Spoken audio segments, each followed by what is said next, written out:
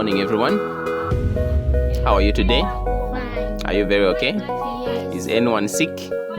Wonderful. Okay, tell me your names, please. Yes?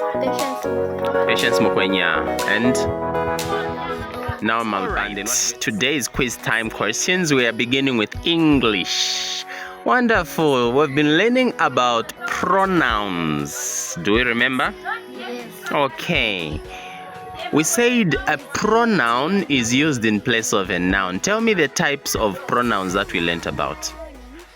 Number one, She. the types of pronouns before we begin looking at the examples. Singular pronouns and plural pronouns. Very good. Tell me an example of a singular pronoun. I, very good. She, very good. He, very good. Okay, now let's come to plural pronouns. Give me examples of plural pronouns. You. We, you can also be plural.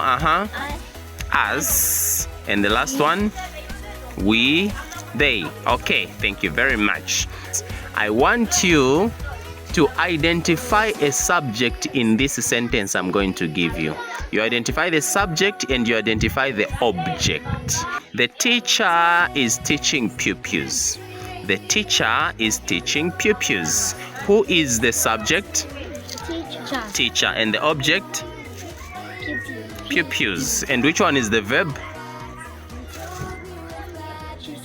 Teaching. Very good. So the teacher is the one who is teaching the pupils. So teacher is the subject, teaching is the verb, and pupils are the object. Okay. All right. Now, coming to pronoun verb agreement. If a sentence begins with a singular pronoun, then the verb should end with S. Very good. Letter S. So let's give an example.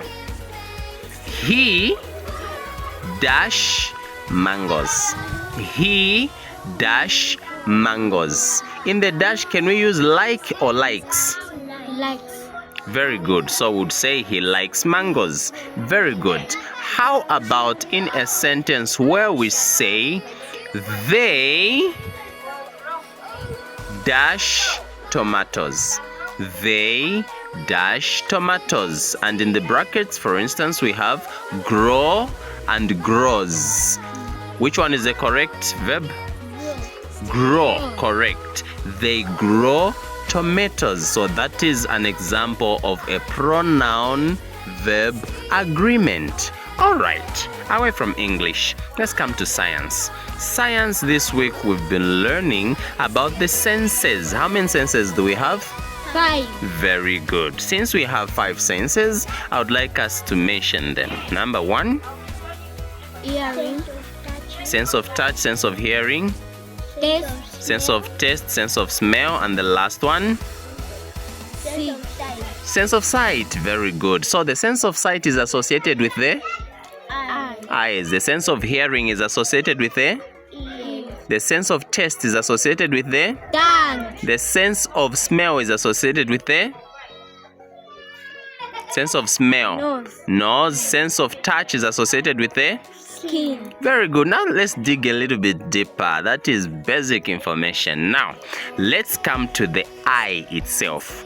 Tell me at least 2 parts of an eye. Pupil. What else?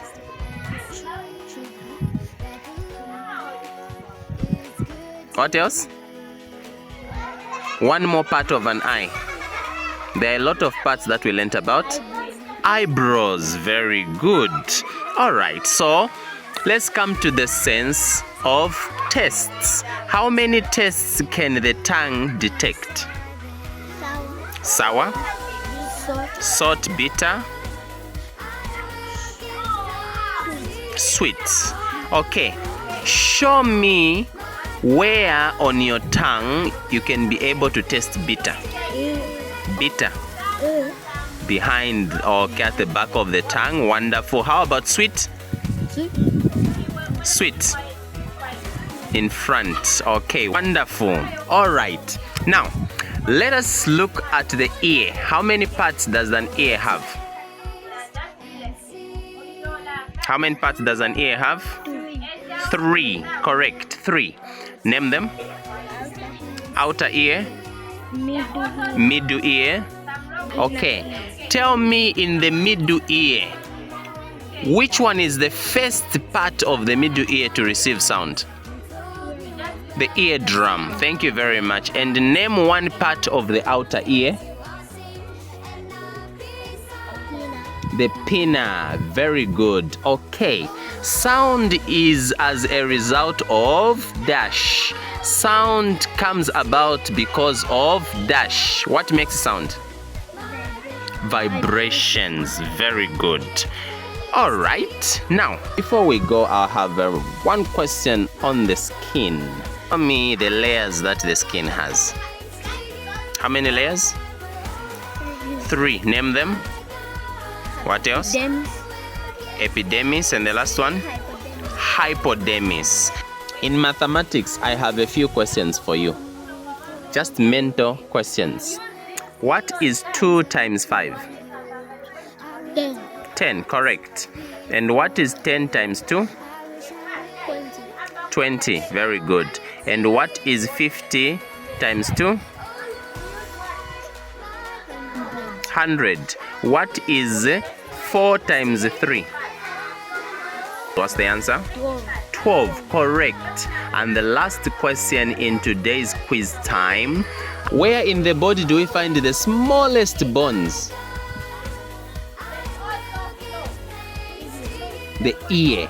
Very good. The last question, bonus question. We are able to see nicely because of dash. What makes us to be able to see? Light. Very good. What happens when there's too much light?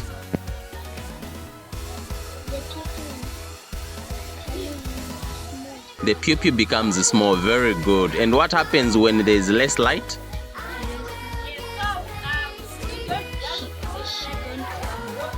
The pupil becomes what?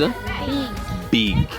Very good. Thank you so much for participating in today's quiz time. Have a nice weekend, and make sure that you don't forget to answer the homework that you have been given and play the quiz as well during this weekend. Have a lovely and wonderful weekend. Good day.